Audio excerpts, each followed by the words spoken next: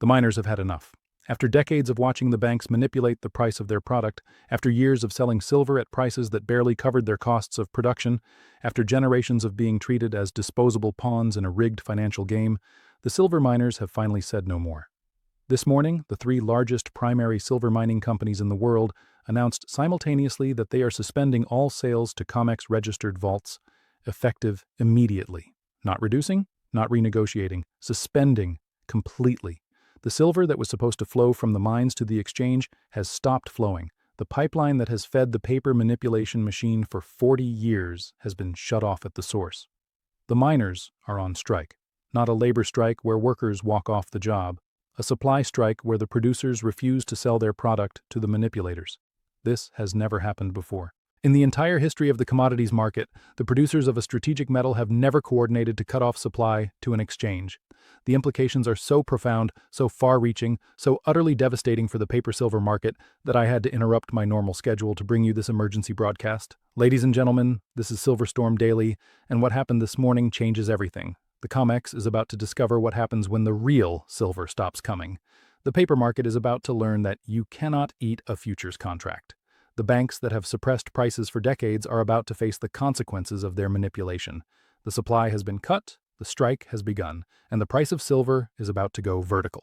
Let me walk you through exactly what was announced because the details matter. At 6 a.m. Eastern Time this morning, First Majestic Silver Corporation issued a press release stating that effective immediately, the company would no longer sell silver to any buyer who intended to deliver that silver to COMEX-registered warehouses.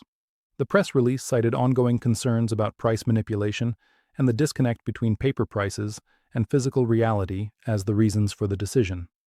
The company stated that it would instead prioritize sales to industrial users, sovereign buyers, and retail channels where the silver would be consumed or held rather than used to facilitate paper trading.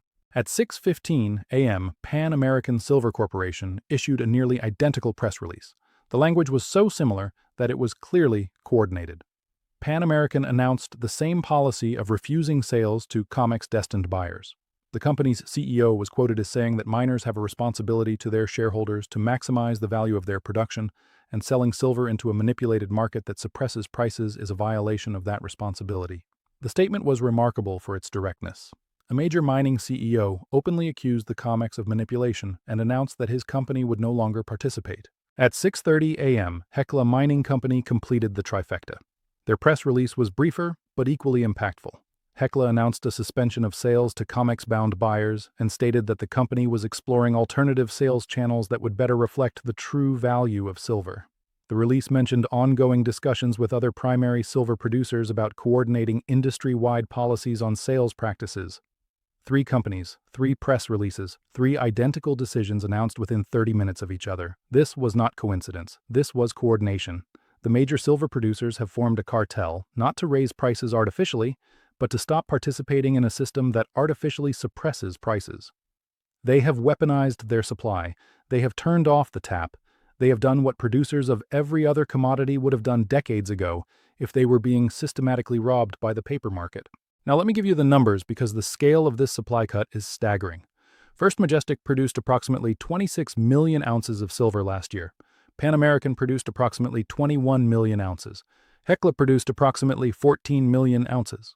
Together, these 3 companies account for 61 million ounces of annual production. That is approximately 7% of total global silver production.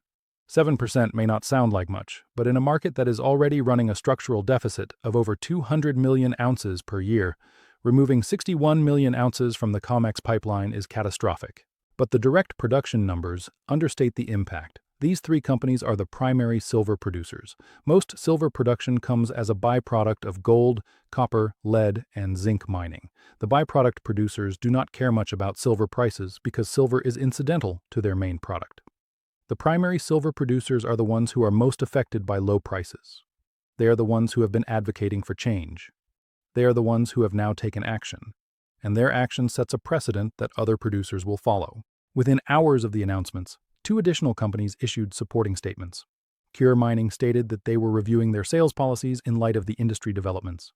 Endeavor Silver stated that they supported the position taken by their peers and were considering similar measures. The movement is spreading, By the end of the week, I expect additional announcements. By the end of the month, the primary silver mining industry may be unified in refusing to supply the COMEX. The COMEX-registered inventory currently stands at approximately 16 million ounces. If the miners cut off 61 million ounces of annual supply, the inventory will not last long. The registered inventory represents metal that is available for delivery against futures contracts. When that inventory is exhausted, the exchange cannot deliver. Contracts must be settled in cash. The paper market loses its connection to physical reality entirely. We are weeks away from that moment. Now let me explain why the miners chose this moment to act, because the timing is not random. The timing reveals the desperation of the producers and the opportunity they see in the current market. The silver price has risen significantly over the past year, from the low 20s to over $90. But the production costs have risen even faster. Energy prices have spiked, labor costs have increased, equipment and supplies have become more expensive. The margins that the miners expected to enjoy at $90 silver have been eroded by cost inflation. More importantly, the miners have watched the paper price diverge from the physical price in ways that directly hurt their business. When the COMEX shows $90 and dealers are selling silver at $120, who captures that $30 difference? Not the miners. The miners sell at prices linked to COMEX. The premium accrues to the dealers, the refiners, and the middlemen. The miners are being systematically robbed of the true value of their production by a paper market that does not reflect physical reality. The miners have also watched the COMEX fail to deliver on its fundamental promise. The exchange is supposed to be a venue where physical silver can be traded efficiently, but delivery failures have become routine. Contracts are being settled in cash because the metal is not available. The exchange is no longer serving its purpose. The miners are asking why they should supply an exchange that does not function as a physical market. Finally, the miners have recognized their power. For decades, the producers have been fragmented and passive. They competed against each other for sales. They accepted whatever price the paper market offered. They did not coordinate because coordination was illegal or impractical or simply not in their culture. But the current crisis has changed the calculation. The miners see that the paper market is vulnerable. They see that the COMEX cannot function without their supply. They see that they have leverage they never recognized before. The strike is the exercise of that leverage. Let me now explain what this supply cut means for the COMEX, because the implications are existential for the exchange. The COMEX functions as a price discovery mechanism because it theoretically allows for physical delivery. Buyers and sellers trade contracts that can be settled with actual silver if the holder chooses. This delivery mechanism is what connects the paper price to physical reality. Without it, futures contracts are just gambling chips with no connection to the underlying commodity. The delivery mechanism depends on a constant flow of silver into the registered vaults. Metal is delivered to satisfy contracts. New metal arrives to replace what was delivered. The inventory turns over, maintaining a buffer that allows the market to function. If the inflow stops, the buffer drains. If the buffer drains to zero, delivery becomes impossible. If delivery becomes impossible, the exchange must declare force majeure and settle contracts in cash at prices determined by the exchange rather than by the market. The miners' strike cuts off the primary source of inflow. Yes, there are other sources. Recycling provides silver. Industrial users sometimes sell excess inventory. Investors occasionally liquidate physical holdings, but these sources are not sufficient to replace the mine supply. The mines are the ultimate source of new silver entering the market. When the mines stop selling to COMEX, the vaults will drain until they are empty. The timeline for this drainage depends on the pace of delivery demands. Currently, approximately 10 million ounces per month are being delivered from COMEX vaults. At that pace, the 16 million ounces of registered inventory would be exhausted in less than 2 months, but the strike will almost certainly accelerate delivery demands. When market participants realize that supply is being cut, they will rush to take delivery before the metal is gone. The delivery demands could spike to 20, 30, 50 million ounces per month. The inventory could be exhausted in weeks rather than months. When the inventory hits zero, the COMEX has two options. Option 1 is to declare force majeure and settle all outstanding contracts in cash. This option destroys the credibility of the exchange. It admits that futures contracts are not backed by physical metal. It proves everything the manipulation skeptics have been saying for decades. Investors will flee paper silver. The premium for physical will explode. The COMEX will become irrelevant. Option 2 is to raise prices high enough to attract selling from holders who are not currently selling. If registered silver is exhausted, the exchange could theoretically convince owners of eligible silver to convert their holdings to registered status by offering higher prices. They could try to attract industrial users to sell inventory. They could appeal to large investors to liquidate. But each of these sources requires dramatically higher prices as an incentive. The price would have to go to $200, $300, maybe $500 to convince reluctant sellers to part with their metal. Either option is massively bullish for silver. Force majeure would cause the physical price to gap higher as the paper market collapses. Price increases to attract selling would directly push prices higher. The miners' strike has created a situation where the only possible outcomes are bullish for physical silver holders. Now let me explain the deeper significance of the miners' decision, because this is not just about supply and demand. This is about power and control. For 40 years, the bullion banks have controlled the silver market. They have set prices through paper manipulation. They have extracted profits from producers who had no choice but to accept whatever price the paper market offered. They have treated the miners as a captive supply chain that would sell at any price because they had no alternative. The miners' strike breaks this control. It demonstrates that the producers have alternatives. They can sell to industrial users directly. They can sell to sovereign buyers directly. They can sell to retail channels directly. They do not need the COMEX. The COMEX needs them. This reversal of power dynamics is the true significance of the strike. The captives have escaped. The hostages have been freed. The producers are now in control. The bullion banks will not accept this loss of control passively. They will attempt to break the strike through every means available. They will pressure the miners through their banking relationships. They will threaten to cut off credit lines. They will use their media connections to paint the miners as irresponsible or dangerous. They will lobby regulators to force the miners to resume sales. They will do everything in their power to restore the status quo, but the banks are fighting from a position of weakness. Their short positions are already underwater. Their inventory is already depleted. Their credibility is already damaged. Each day that the strike continues, their position deteriorates. They cannot force the miners to sell. They can only try to persuade or pressure. And the miners have already made their decision. They have calculated that the benefits of the strike outweigh the costs. They will not easily abandon their position. The strike also reveals the alignment of interests between the miners and the physical silver investors. For years, there has been a natural alliance waiting to be formed. The miners want higher prices for their product. The investors want higher prices for their holdings. Both groups have been victimized by the same manipulation. Both groups benefit from the same outcome. The strike makes this alliance explicit. The miners are fighting for the same cause that the stackers have been fighting for. We are allies in the war against paper manipulation. Let me now explain what this means for the price of silver, because the investment implications are profound. The strike creates a supply shock that the market has never experienced. Previous silver rallies have been demand-driven. More buyers entered the market and pushed prices higher, but the supply remained elastic. When prices rose, more silver came to market. Recycling increased. Mine production expanded. The supply response capped the rallies and eventually allowed prices to retreat. The strike changes this dynamic. Supply is now inelastic. Rising prices will not bring more silver to the COMEX because the miners have refused to sell to the COMEX regardless of price. The normal market mechanism where higher prices attract more supply has been broken. The only supply that will come to market is from existing holders who choose to sell. And existing holders, seeing the strike and understanding its implications, are unlikely to sell.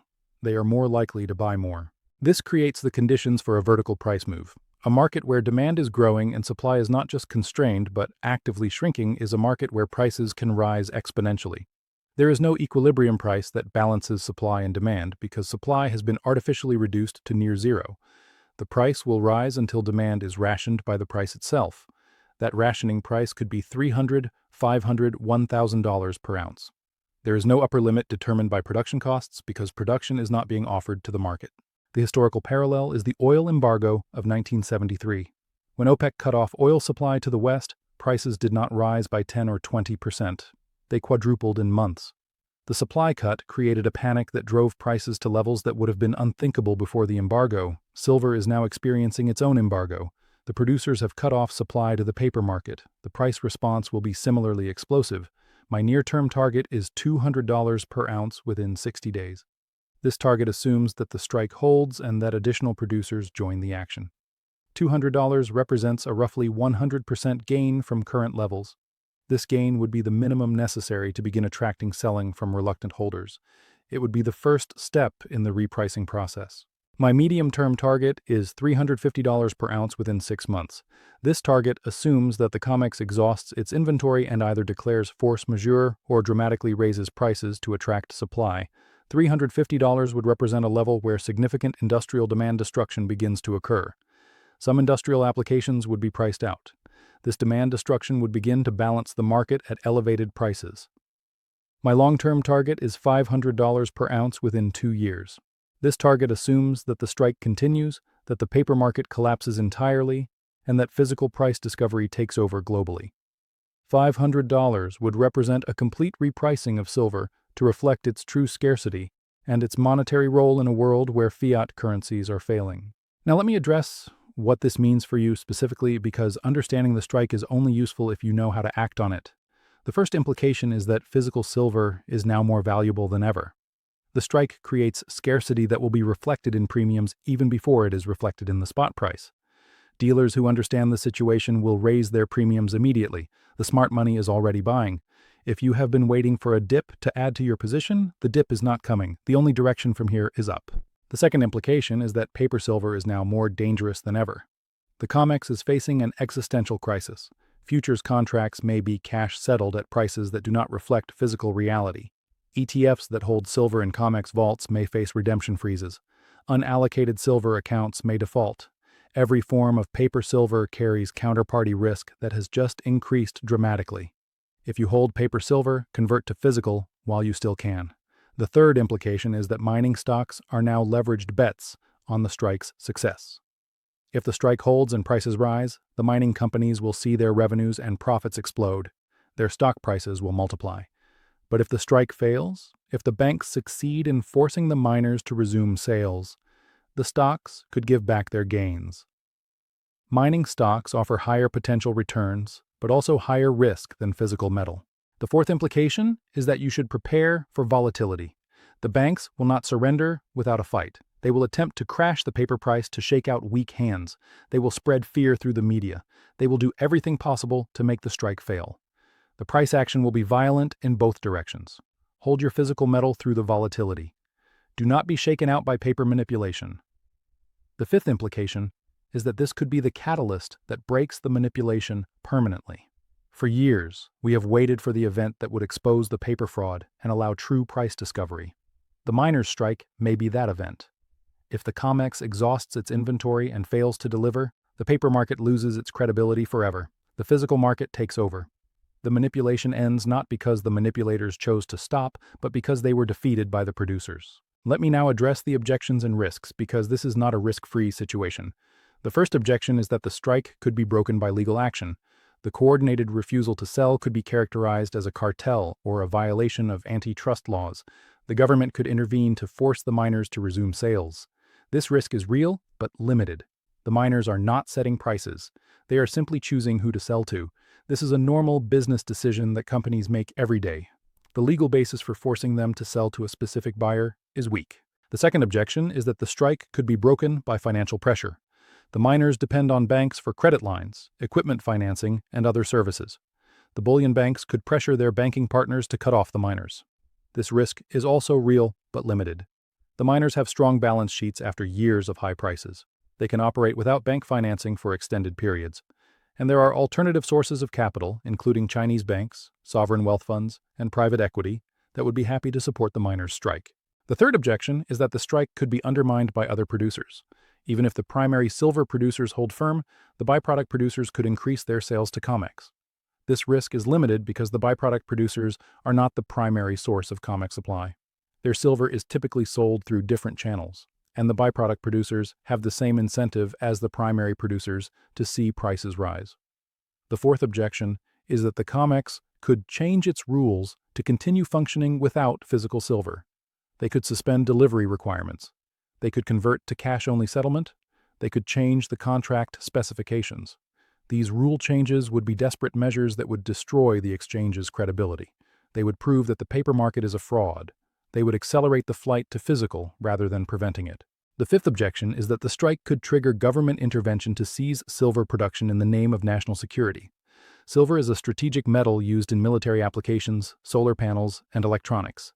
The government could invoke emergency powers to commandeer supply. This risk is real, but would be politically explosive. It would confirm everything that precious metals investors have been warning about. It would likely trigger a rush into physical metal that would dwarf anything we have seen so far. Each of these risks is real, but none of them changes the fundamental trajectory. The strike creates a supply crisis that must be resolved by higher prices. The risks might cause volatility along the way, but the destination is unchanged. The only question is how violent the journey will be. Now let me connect the strike to the broader context of the monetary reset, because the timing is not coincidental. The miners chose this moment because the financial system is at a breaking point. The debts are unpayable. The currencies are being debased. The paper markets are losing credibility across all asset classes. Silver is simply the canary in the coal mine. The miners see what is coming. They are positioning themselves for a world where physical assets are valued and paper promises are worthless. The strike accelerates the monetary reset by forcing a repricing of silver that exposes the fraud in other markets. If silver can be suppressed through paper manipulation, so can gold, so can copper, so can oil, so can anything. The exposure of the silver manipulation provides a template for understanding manipulation elsewhere. It opens eyes that have been closed. It creates momentum for reform that extends far beyond the silver market. The strike also demonstrates a path that other producers could follow. If silver miners can coordinate to cut off supply to manipulators, so can gold miners, so can copper miners, so can oil producers. The OPEC model of producer coordination could spread to every commodity market. The power that consumers and traders have exercised over producers for decades could be reversed. The strike is a proof of concept for producer empowerment. The geopolitical implications are equally significant. China has been accumulating silver for years. They understand that the paper market is a fraud. They have been waiting for the moment when that fraud would be exposed. The miners' strike provides the exposure they have been waiting for. It validates their strategy of accumulation. It encourages them to accelerate their buying. It strengthens the Eastern Bloc that is challenging Western financial dominance. Russia has been building alliances with commodity producers throughout the developing world. The miners' strike fits perfectly into Russia's strategy of creating an alternative economic bloc based on real assets rather than paper currencies. Russia will support the strike diplomatically and financially. They will encourage other producers to join. They will use the strike as evidence that the Western financial system is corrupt and unsustainable. The BRICS nations have been developing alternative payment systems and potentially a new reserve currency backed by commodities. The silver strike provides a dramatic example of why such alternatives are needed. It shows that commodity producers cannot trust the Western exchanges to deliver fair prices. It accelerates the development of alternative trading venues that are beyond Western control. Shanghai is already emerging as the primary physical silver market. The strike will cement its dominance. Let me now give you my timeline for how the strike unfolds, because understanding the sequence helps you anticipate the moves. Week 1 is the announcement phase. The initial 3 companies have announced. Additional companies will join over the next 7 days. The media coverage will be confused and incomplete. The mainstream financial press will either ignore the strike or dismiss it as insignificant. The price will begin to rise as the market digests the news. Week 2 is the realization phase. The implications of the strike will become clear to market participants. The delivery demands on the COMEX will spike as traders rush to secure physical metal before it runs out. The registered inventory will begin draining at an accelerated pace. Premiums in the retail market will expand dramatically. The price will rise more quickly as the supply shortage becomes undeniable. Week 3 is the crisis phase. The COMEX inventory will approach critical levels. The exchange will announce emergency measures. Trading halts, margin increases, position limits, and other interventions will be implemented. The paper price will become increasingly disconnected from physical reality. The Shanghai premium will explode. Fear will grip the paper market while euphoria spreads through the physical market. Week 4 is the resolution phase. The COMEX will either exhaust its inventory and declare force majeure or raise prices high enough to attract selling from reluctant holders. Either outcome will confirm the failure of the paper market and the triumph of the physical market. The price will spike to levels that seemed impossible just weeks earlier. The miners will be vindicated. The stackers will be rewarded. The manipulators will be destroyed. The timeline may be compressed or extended depending on the pace of delivery demands and the bank's response. But the sequence is predictable because it is driven by the mathematics of supply and demand. The supply has been cut, the demand remains. The inventory must drain, the price must rise, the only questions are how fast and how high. Let me close with perspective on what the miners' strike represents in the larger context of the precious metals movement. For decades, we have been fighting a battle against manipulation. We have documented the schemes. We have exposed the conspirators. We have accumulated physical metal in defiance of the paper price. We have held through the fear and the doubt and the ridicule. We have been the resistance. Now the producers have joined the resistance. The miners who extract the silver from the earth, who bear the costs and the risks of production, who have been victimized by the same manipulation that victimized us, have stood up and said no more. They have weaponized their supply. They have turned the tables on the manipulators. They have demonstrated that they will no longer be passive victims. This is a turning point. This is the moment when the resistance becomes the revolution. This is the moment when the balance of power shifts from the paper manipulators to the physical producers and holders. This is the moment we have been waiting for. The strike will succeed because the fundamentals demand it. There is not enough silver to meet demand at current prices.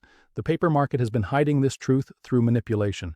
The strike exposes the truth. Once exposed, the truth cannot be unexposed. The price must adjust to reflect reality. Reality is that silver is scarce, valuable, and essential. The price must reflect this reality. The strike will succeed because the producers are united. The coordination among the major producers is unprecedented. They have made a collective decision. They will support each other through the pressure that is coming. They will not break ranks, because breaking ranks would mean surrendering the gains they are about to achieve. Unity is strength. The producers are finally united. The strike will succeed because the timing is right. The financial system is at a breaking point. The paper markets are losing credibility. The physical markets are asserting themselves. The East is rising, while the West is declining. Every trend favors the producers and the physical holders. The strike is pushing on an open door. The supply has been cut. The top silver miners have stopped selling to COMEX. The strike has begun. The consequences will reshape the silver market and eventually the entire monetary system. Those who hold physical silver will benefit enormously. Those who hold paper silver will be destroyed. Those who have been fighting the manipulation will be vindicated. Those who have been perpetrating the manipulation will face ruin. This has been Silver Storm Daily. The supply cut is here. The miners have stopped selling to the COMEX. The strike is real. The implications are staggering. The paper market is facing extinction. The physical market is about to dominate. The price targets of $200, $350, and $500 per ounce are achievable within the timelines I have outlined. Hold your physical silver, buy more if you can. The storm we have been predicting is here, and we are on the right side of it. Like, subscribe, and share this video with everyone who needs to understand what the miners' strike means for the silver market. The supply has been cut. The game has changed. The victory that we have fought for is within reach. See you in the next report.